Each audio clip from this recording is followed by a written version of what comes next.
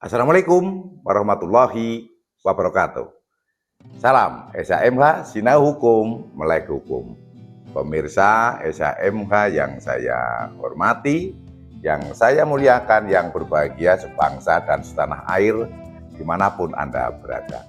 Kembali lagi dengan saya melalui channel kesayangan kita SHMH Sinau Hukum Melek Hukum. Dan untuk saat ini kita pada video yang ke-169. Kita akan membahas pengabaian terhadap perintah pejabat yang berwenang.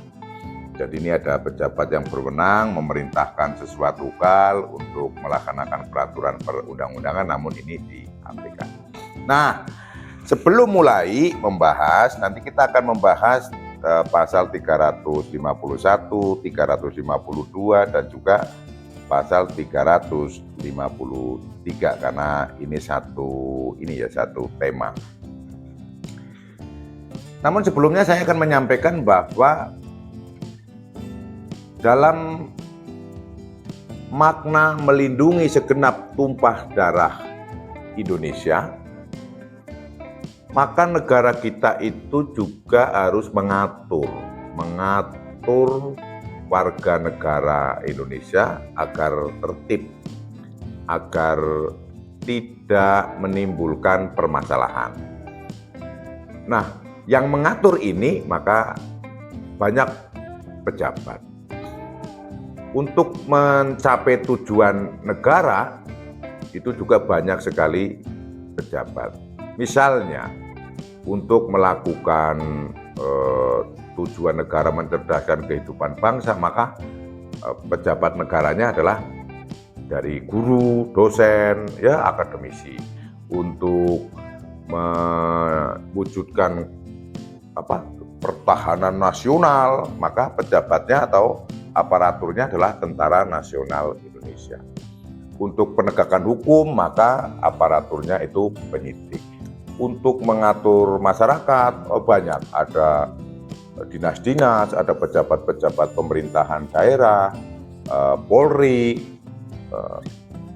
dinas-dinas perhubungan, itu termasuk itu. Dan perintah-perintah yang dilakukan atas kewenangan dan sesuai dengan peraturan perundang-undangan itu oleh masyarakat itu harus ditaati. Karena untuk menciptakan situasi yang aman, nyaman, kondusif, sehingga tidak liar, tidak semaunya sendiri. Kalau nanti tidak ada yang mengatur, negara tidak mengatur, maka akan semrawut, akan berantakan.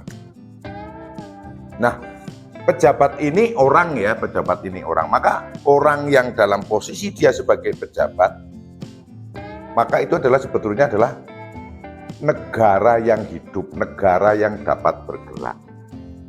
Jadi kalau negara kan ada wilayah, teritorial, pemerintahan, warga negara, kan gitu. Dengan komponen-komponen peraturan perundang-undangan dan sebagainya disebut negara. Tapi negara itu kan nggak bisa bergerak. Yang bergerak ini adalah aparatnya, petugasnya, pejabatnya, kan seperti itu. Sehingga dalam bahasa saya, pejabat itu adalah negara yang hidup. Pasal 351. Setiap orang yang mengabaikan perintah atau petunjuk pejabat yang berwenang yang diberikan untuk mencegah terjadinya kecelakaan dan menghindarkan kemacetan lalu lintas umum sewaktu ada pesta, pawai, atau keramaian semacam itu dipidana dengan pidana denda paling banyak kategori. Nah, ini pejabat lalu lintas, katakanlah polisi lalu lintas. Polisi lalu lintas itu pada saat ada kegiatan pawai misalnya ya, pawai memperingati kemerdekaan negara Kesatuan Republik Indonesia pada bulan Agustus. Pasti dia akan mengatur lalu lintas dengan yang sering disebut rekayasa lalu lintas itu. Jadi saya dalam kesempatan ini, rekayasa itu misalnya ada kata-kata merekayasa kasus, merekayasa, kayaknya kesannya negatif gitu. Namun sebetulnya kata rekayasa itu bukan negatif. Rekayasa itu mulai dari reka dan yasa itu adalah definisinya adalah menggabungkan peralatan dan keilmuan serta manusia untuk mencapai tujuan, itu namanya rekayasa.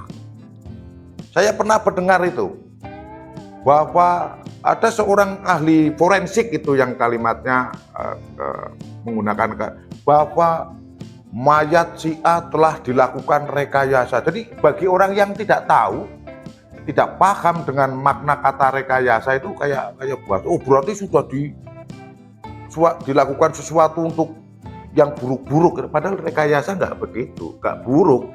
Rekayasa itu adalah penggabungan alat atau barang, keilmuan dan manusia untuk mencapai tujuan. Contoh rekayasa lalu lintas, dia ada alat, ada traffic cone, ada rambu-rambu petunjuk, itu alatnya. Keilmuannya, oh ini padat atau tidak, terus ngalir. Orangnya, polisinya lalu lintas. Itu yang namanya rekayasa. Jadi rekayasa tidak selalu tidak buruk maknanya itu. Jadi jangan diartikan buruk kata rekayasa. Kemudian contoh tadi saya melanjutkan ya, setelah melakukan rekayasa lalu lintas maka Pak, Bu, jangan ke sana. Bapak kan tidak akan menonton. Mau kemana? Oh, saya mau ke Surabaya misalnya dari Jogja. Oh, silakan ambil ke arah kanan supaya tidak mau. Wah, ini tidak mau, malah lurus masuk, akhirnya menghambat yang pawe ini tadi. Menghambat pawe akhirnya menimbulkan kemacetan. Nah, yang membangkang ini, yang ngeyel ini, angel tuturannya ini kena denda dipidana denda kategori 2 atau 10 juta hanya karena ngeyel, karena akhirnya macet. Atau yang untuk menghindarkan kecelakaan lalu lintas. Oh, mohon maaf Pak supir, ini kendaraan Anda besar dan di sana sedang ada pawe, Bapak harus menunggu sebentar. Karena tidak ada jalan alternatif yang cukup dengan trailer segede ini di areal ini. Ah, ini tidak mau ini Pak supir, ngotot. Jualan akhirnya jalan sempit, masuk ke bahu jalan, rodanya kiri, wamblas, guling, kernetnya meninggal dunia kan gitu. Kan terjadi kecelakaan lalu lintas, ini kena denda 10 juta. Selain karena kecelakaan kelalaiannya mengakibatkan matinya orang karena laka lantas. Ngeyelnya aja ini udah kena. Kemudian setiap orang yang pasal 352, setiap orang yang mengabaikan perintah atau permintaan seorang pejabat yang berwenang dan yang ditugaskan berdasarkan ketentuan peraturan perundang-undangan mengawasi sesuatu atau yang ditugaskan atau diberi wewenang untuk menyidik atau memeriksa tindak pidana diduga dipidana dengan pidana penjara paling lama 9 bulan atau denda paling banyak kategori 2. Nah, ini fokus lagi gini, mengerucut. Katakanlah kepada petugas penyelidik yang mengawasi sesuatu yang terkait dengan tindak pidana, namanya penyelidik. Atau yang petugas penyidik yang melakukan penyidikan tindak pidana. Nah, ini mengabaikan perintah. Contoh yang mudah saja ya, biar mudah. Ada sebuah TKP. Maka TKP ini adalah penting bagi penyidik karena disitulah sumber segala informasi awal itu dari TKP. Maka TKP ini distatus quo dengan diberikan garis polisi. Yang tidak berkepentingan tidak boleh masuk. Jangankan masyarakat umum, pimpinannya si penyidik itu pun kalau dalam olah TKP tidak boleh masuk ke dalam TKP. Tidak sembarangan yang boleh masuk.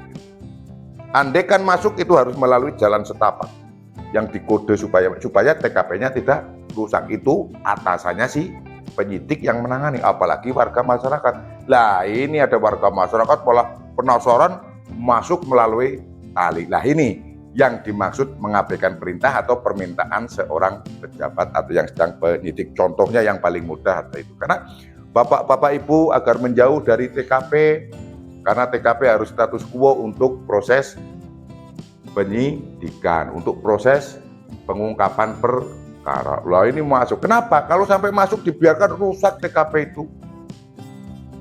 Ada yang rokok, buang puntung rokok, wah malah dikira puntung rokoknya pelaku, padahal puntung rokoknya orang nonton. Atau mungkin lagi mencari sidik jari laten, wah banyak yang pegang-pegang begini. Wah jadinya malah bukan sidik jarinya pelaku yang ditemukan, namun malah sidik jarinya penonton, masyarakat yang menonton. Maka yang melarang itu untuk kepentingan penegakan hukum, untuk kepentingan negara ini, bukan kepentingan pribadinya si penyidik, bukan. Kepentingan penegakan hukum, kepentingan negara. Nah, itu dihukum, diancam hukuman paling lama 9 bulan atau denda paling banyak kategori 2. Kemudian ada lagi, apalagi kalau sampai melakukan, mencegah, menghalang-halangi atau menggagalkan tindakan yang dilakukan oleh pejabat yang memiliki kewenangan yang untuk melaksanakan peraturan perundang-undangan. Apa ini? Waduh, banyak sekali. Pejabat atau petugas yang bertugas atau yang diberi wewenang untuk melakukan peraturan perundang-undangan, banyak sekali. Saya tidak bisa memberikan seluruhnya untuk contohnya. Contohnya ini aja lah. Waktu kita pandemi COVID kemarin, itu kan banyak petugas yang diterjunkan pakai APD itu kan, pakai APD. Kemudian untuk mengecek ke rumah-rumah. Nah, apakah terjangkit COVID-19 atau tidak, kan dicek-cek itu. Wah, ini malah diusir katakanlah. Dengan adanya diusir, kan menjadi gagal misinya. Misinya adalah untuk mencari orang yang terkena COVID untuk dilakukan proses treatment, penyembuhan atau dilakukan isolasi. Nah, karena takut diisolasi ini marah-marah. Akhirnya diusir, akhirnya gagal ini tugas yang dibebankan oleh si petugas ini untuk mencari pasien orang yang terkena COVID untuk dilakukan isolasi, gagal. Akhirnya karena gagal, dari satu orang ini menyebar kemana-mana COVID-nya kan. Ini sebagai contoh. Itu dipidana penjara 9 bulan atau denda paling banyak kategori 2. Nah, pada kesempatan ini saya menyampaikan bahwa aturan ini adalah aturan negara supaya warga masyarakat itu juga taat aturan. Bukan semata-mata taat kepada orangnya. Pejabat ini melaksanakan tugas yang diberikan oleh peraturan perundang-undangan, oleh amanat perundang-undangan. Maka perintah yang sesuai dengan peraturan amanat perundang-undangan itu wajib ditaati. Karena apa? Pejabat, petugas, penyidik, petugas COVID ini adalah kepanjangan dari negara dalam rangka melaksanakan perlindungan terhadap seluruh warga negara Indonesia. Kalau ada pertanyaan, lah tapi pejabat kadang, ya kalau pejabatnya ada yang salah beda lagi. Kasusnya jangan dicampur aduk, ya salah ya dilaporkan, pejabat itu juga orang. Tapi kalau melaksanakan perintah peraturan perundang-undangan dan sesuai dengan kewenangannya tidak bakal salah. Pertama, sesuai dengan kewenangannya. Yang kedua, payung hukumnya adalah sesuai dengan peraturan perundang-undangan. Kalau yang salah itu pasti tidak berwenang atau melanggar peraturan perundang-undangan. Nah, itu menjadi konsekuensi dan resiko dari pejabat yang melakukan kesalahan. Namun dalam konteks pejabat ini adalah kepanjangan dari negara, melaksanakan kewenangannya yang diberikan oleh peraturan perundang-undangan, warga negara wajib mentaati itu. Sebab pejabat ini adalah kepanjangan dari negara. Makanya ada sanksi hukum bagi yang tidak mentaati atau yang mengabaikan perintah atau permintaan, apalagi sampai menghalang-halangi dan menggagalkan petugas yang menjalankan peraturan perundang-undangan. Itu yang bisa saya sampaikan pada video ke-169 ini. Ada 3 pasal yang kita bahas, pasal 353, pasal 352, dan pasal 351 KUHP. Ada salah yang saya katakan, yang saya sampaikan mohon dimaafkan dan dimaklumi. Semoga bermanfaat. Tonton semua video channel SHMH kesayangan kita dari awal sampai akhir agar tidak gagal paham, dan subscribe untuk support channel SHMH.